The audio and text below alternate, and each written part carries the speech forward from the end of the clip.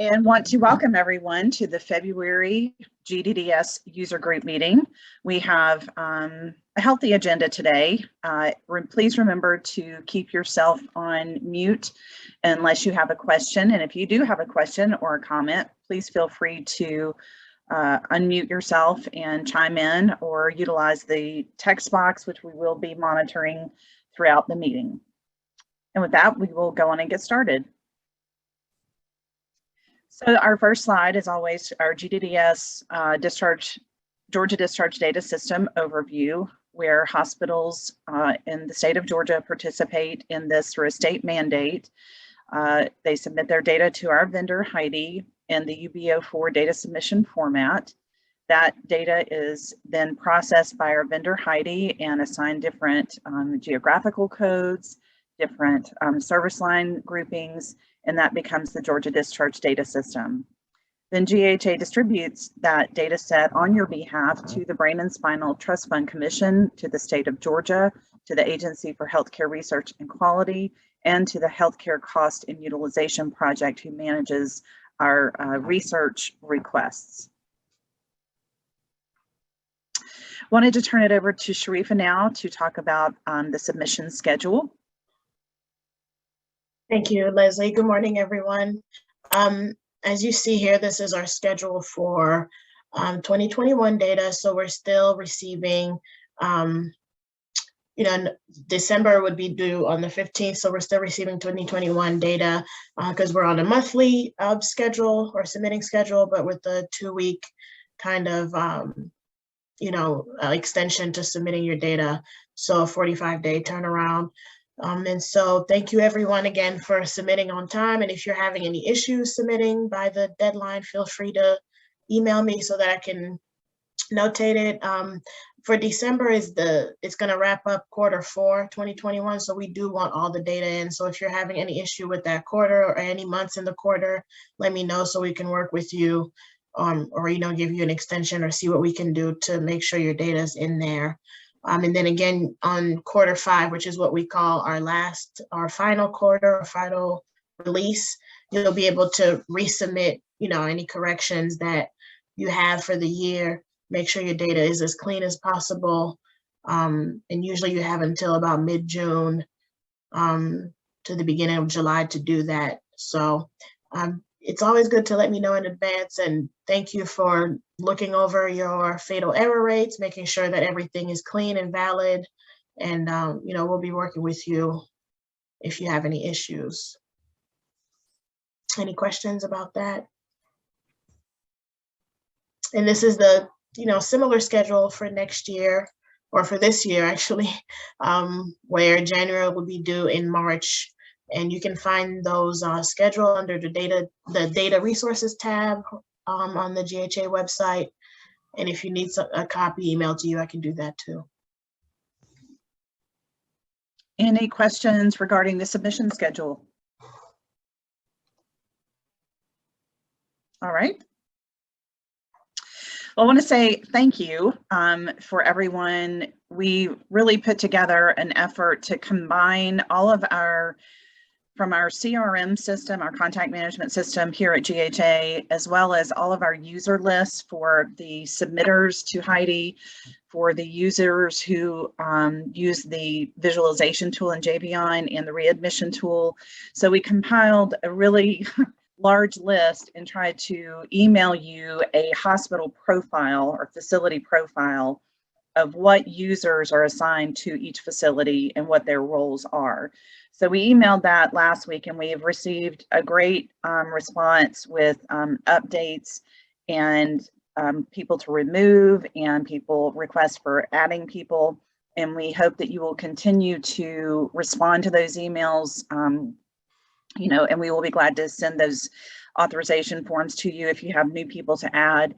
And also, within that email, there were 2 links. One was to fill out the form for the your vendor that you're using for your electronic health record. Some people had an issue with that not saving. There isn't a complete button on it, but if you just complete it all and then close your window, it saves it to the system, and I'm able to access that. In addition, there was a link to request the limited data set form, authorization form or request form for 2022 data. So I'll be sending out that information in a week or two through DocuSign for those electronic signatures so that we're ready to go when the limited data set is available to you. And again, the limited data set is going to be distributed on a monthly basis beginning in 2022. So you'll receive a monthly update from me and a quarterly. So you can choose to utilize the monthly update or wait for the quarterly. It's completely up to you. But again, I want to say thank you for those responses. It really helps us. And one of the reasons we wanted to do that is because we are authorizing or setting up new authorizations for current users in our new Advantage Optics that we will be migrating to. Before we get to that, I did want to mention that we will be sending out the annual invoices by the end of this week. And also, again, I had requested on that email that if there was not a person identified to receive that invoice or a billing contact, if you would let me know who that is so that it gets to the correct person, quickly. Bill, did you want to share with us some information about our invoicing? Sure, thanks, Leslie, and thank you all for being on here and responding so quickly to the combined surveys. I know we've talked about this before, but GHA and the GHA board approved this changing of our pricing policy for this year and next. As you guys know, that our invoices are generated by tiers, which are set due to volume, so inpatient and amp surge. And we just didn't think, in looking at the numbers, that the volume increases that most hospitals had in 2020 and also 2021 were reflective of any sort of strategic decisions that the hospitals had made. So with that in mind, we have frozen the tiers from the standpoint of volume going back to 2019, so pre-pandemic timeframe. That's going to work for this year and next year, and we will relook at that for 2024 invoicing based on what 2022 volumes look like. When we do go back to the tiers, we will employ a stopgap measure so that no hospital will have a rapid fluctuation in tiers. We always want this to be as budget friendly and as budget predictable as possible, and the last 2 years have been anything but predictable. So we just did not think it was appropriate to use those to set invoicing. That will be reflected in the invoice. This description will be, so if anybody has any questions, but feel free to give us a call, but it will be set based on your 2019 tier and not 2020 and 2021. Any questions for Bill? And these invoices will be emailed. And I just want to say also a reminder on those invoices that the GHA address has changed. Our office has relocated. So we have a new address that is on the invoice itself. And there are instructions for electronic payment if that's easier for your facility. So just please make note of that. All right, Bill, you want to share with us about some new member reports that are being posted this week? Sure. Yep. Thanks, Leslie. We'll send out the notice today. There are 2 member reports that were put in the member folders yesterday and today. One of them is very popular. It's the enacted Medicare cuts analysis. This is one that shows it goes back to 2010, and they project forward for another 7 years to show all the various legislative and regulatory cuts that have gone to hospitals, either from the market basket adjustments, the sequestration, what was the other, PAYGO from 2015 or 2021, I think, and then some of the coding adjustments and things like that. There's also, 340B analysis, any of the long-term care payment adjustments and things like that. So you can see on the screen, This used to be done as a static PDF, but our partner Haney's on this. They've migrated this over to their information builder. So you can go through and select just the factors that are appropriate for your hospital. And you can see that that graduated cuts and the impact it will have cumulative over the 10-year period. I know this has been very popular for hospitals to use with various community groups and things like that. You can see the 1 or 2 year little tick back just because of some of the cuts that were frozen due to the COVID dollars and things like that. But then we rapidly get back to the same trajectory that there was before. This is not a budget tool. I mean, I wouldn't take this from your hospital standpoint and use this to project that you're going to be losing X dollars in the next, however many years, because it does not take into account any volume adjustments or anything like that. But it's a good visualization of all of the regulatory and legislative cuts that hospitals have faced since the ACA in 2010. So like I said, it's great for using with civic groups and people like that to just show the trend line. The other one that's in there, and this one is very important for folks to look at this week, is the wage index and occupational mix analysis for the 2023 federal fiscal year. The reason to look at that, this is a comparison of what was and what is the current public use file that's out there. Hospitals have until February 15th to make any corrections with their MAC for any of the mishandling of the data. I don't think this is a time to take new data. It's only for really kind of data input issues. So we do have a little bit of short time frame. We just got these reports of CMS just released the public use file for us to be able to generate these reports. And like I said, you have until February 15th, so next Tuesday, to make any sort of corrections in data errors to CMS. This will go out this morning or later this morning or early afternoon to make sure everybody has it, but they are in your member folders on the website as of this morning. So. And Bill, who are typically the folks that get the email notification for this? Any C-level is automatically enrolled in the in access to the folder. So CEO, CFO, COO, chief nursing officers, hospitals that have identified chief quality officers. Because we also release the economic impact report there, usually the PR teams are associated, and then anyone else that the hospital has requested access. So a number of hospitals have their reimbursement directors and folks like that also receive it, and any of the quality folks those are generally the job descriptions that are receiving the email.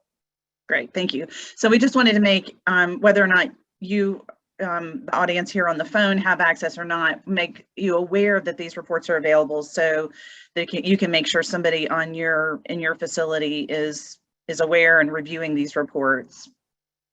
Anybody have any questions? All right.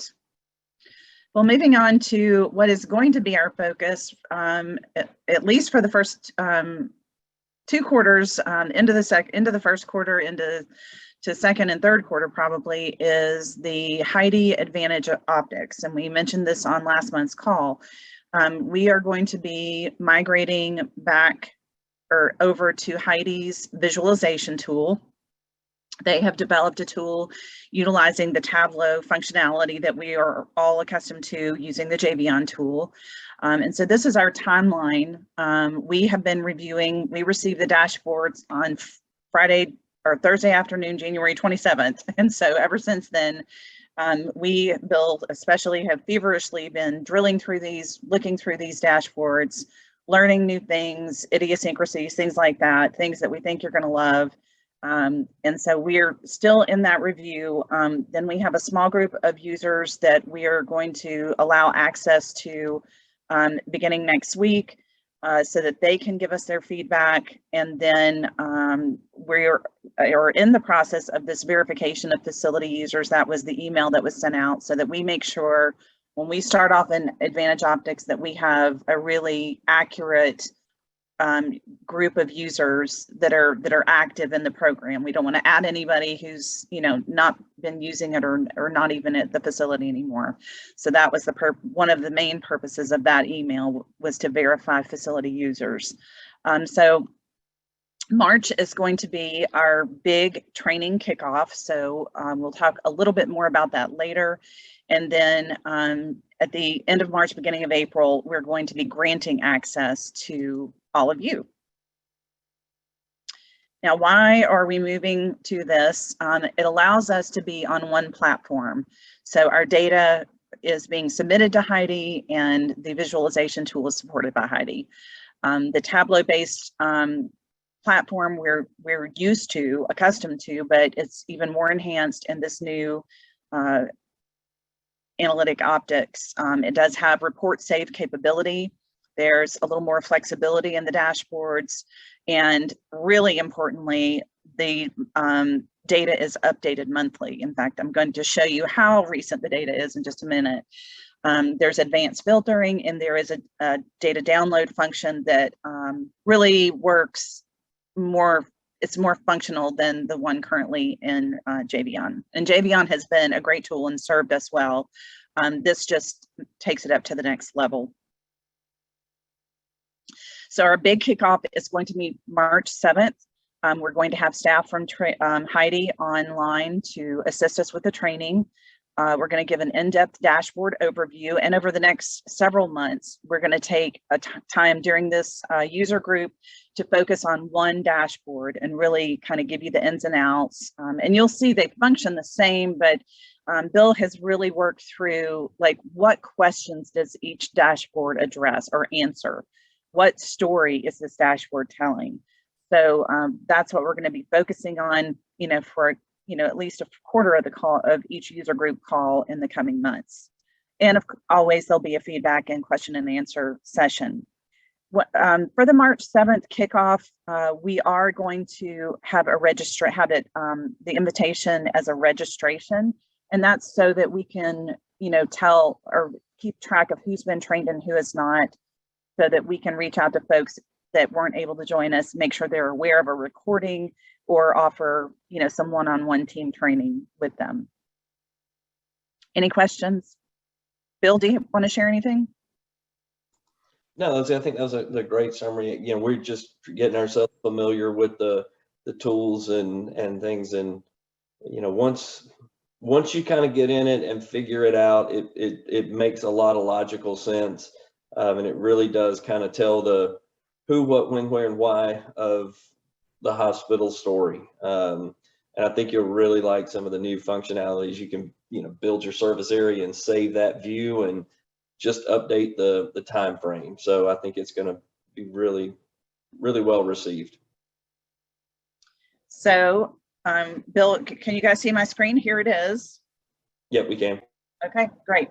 So this is actually the live environment for Advantage Optics that we're working in and testing in, and this is the inpatient market executive summary. I will point out that we still, in Advantage Optics, we have divided the data between inpatient and outpatient because it allows for the data to filter and process much quicker.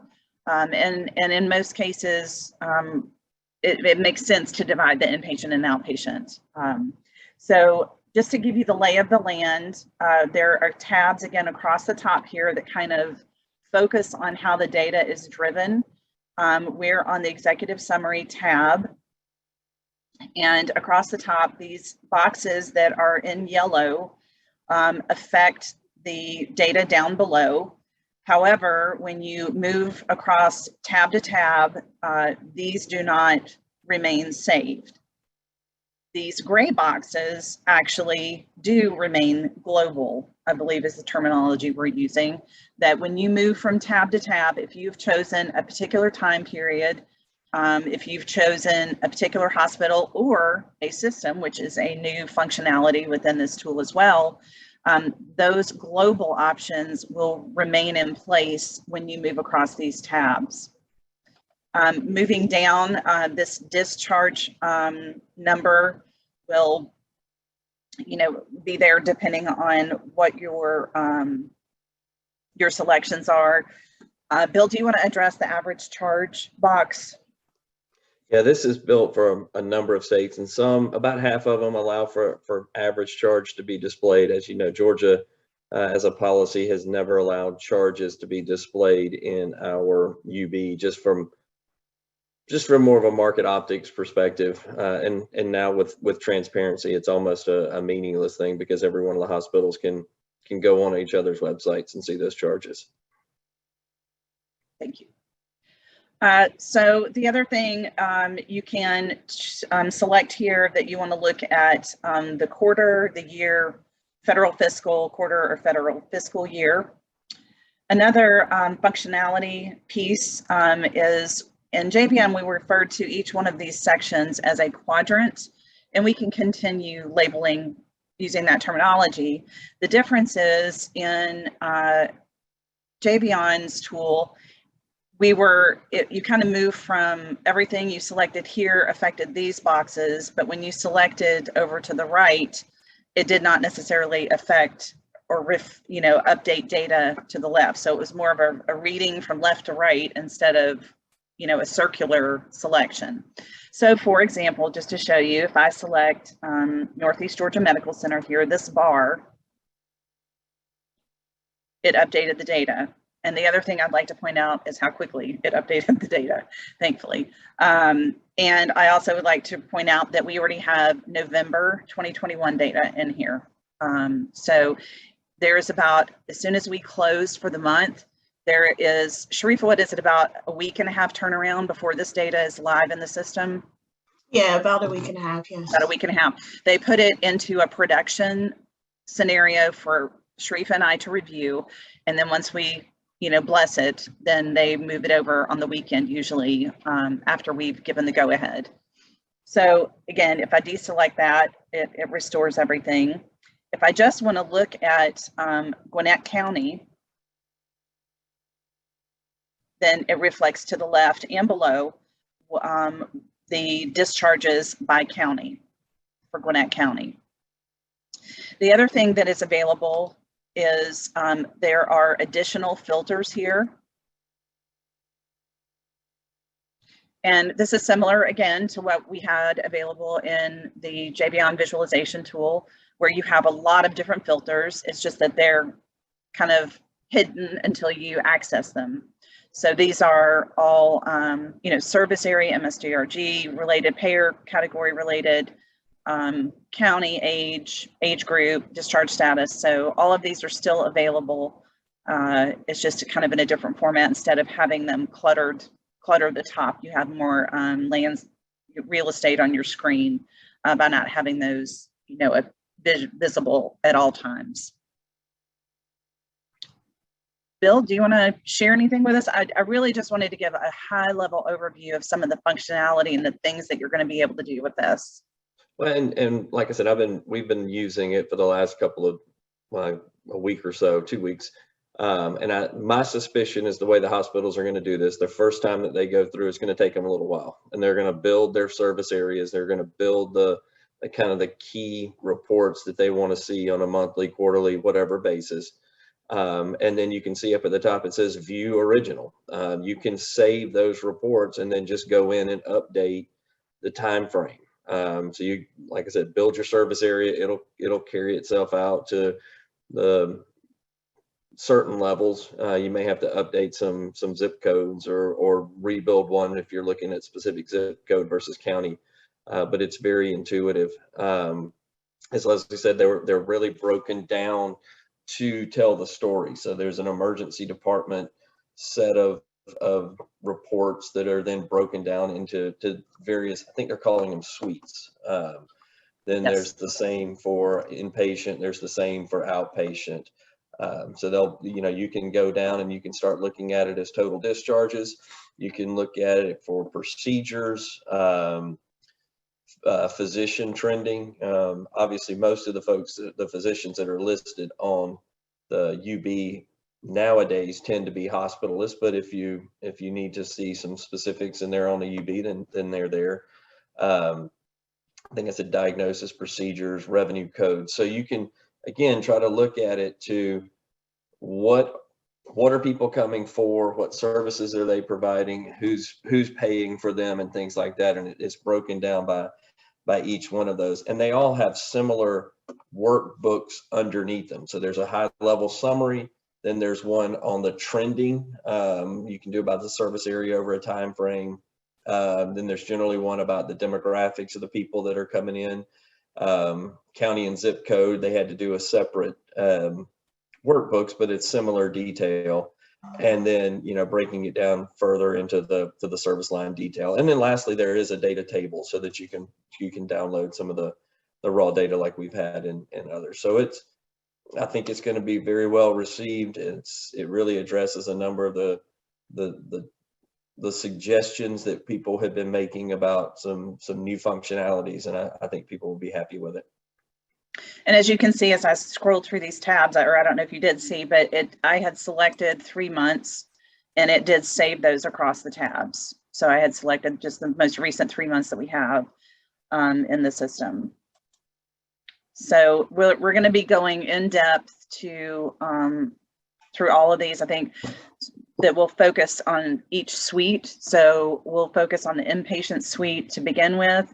And within each of these suites, again, like Bill said, they have similar tabs across here that just kind of give you a different view into how the data is driven or how it's grouped, so to speak. Does anybody have any feedback, questions? Are you excited?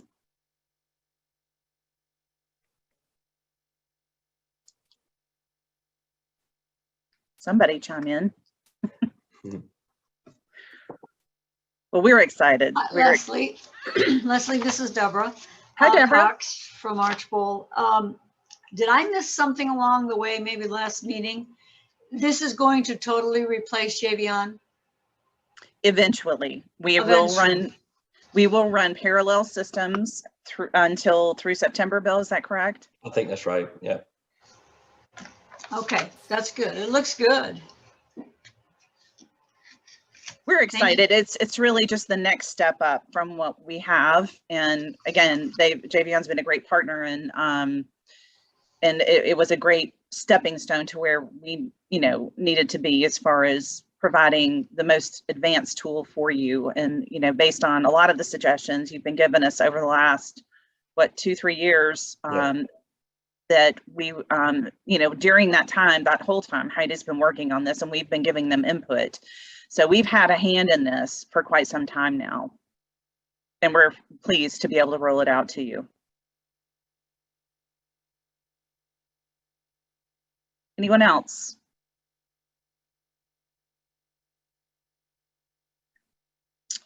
All right, well, hopefully we will have a lot more feedback once you get in there and you're able to play around and save some reports. This also allows you to share reports with others, which is kind of a new thing, and we're learning about that too. So we'll give you some examples of how that might be useful for you. So I'll go back to our presentation here.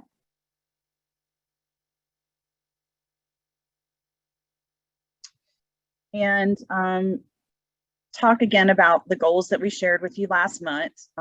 We want to engage at least 3 users for each facility.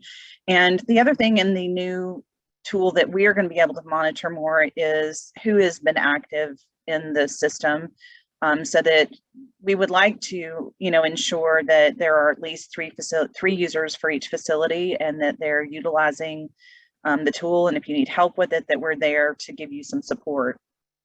The second goal was to work with Sharifa and myself in identifying validation teams so that you have a team of people who are reviewing the edit detail, edit summary, and verification reports for your data submission, especially now that this data is going to be released monthly. I think that is going to be even more important. You're used to the monthly data submission and it's wonderful, but we need to keep reviewing and making sure, especially as people migrate to new vendors, or change vendors or have upgrades, to make sure that there are no anomalies in the data that we don't catch, or so that we can catch them and make corrections. And then lastly, hopefully we are able to host in-person and virtual training. Again, I mentioned we have moved to new offices and we have a wonderful training facility that we have access to at our new location. And we hope that we can share that with you at some point during the year when it is comfortable and safe for everyone. I did want to mention again that we are offering the Patient Safety Culture Survey. Patient Safety Week begins March 13th through 19th, and that's a time when a lot of hospitals think it's a great idea to focus in on that and launch a survey either that week or use that week to announce it and market it when you're going to have a survey to administer. So we offer very competitive and budget-friendly pricing on these surveys. So, and we can do system level along with our partner vendor.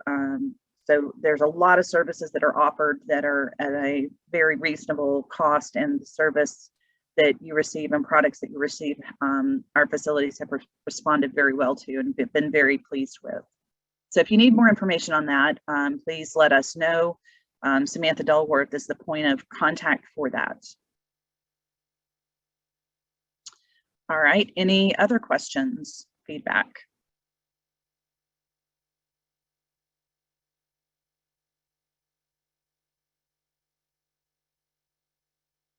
All right.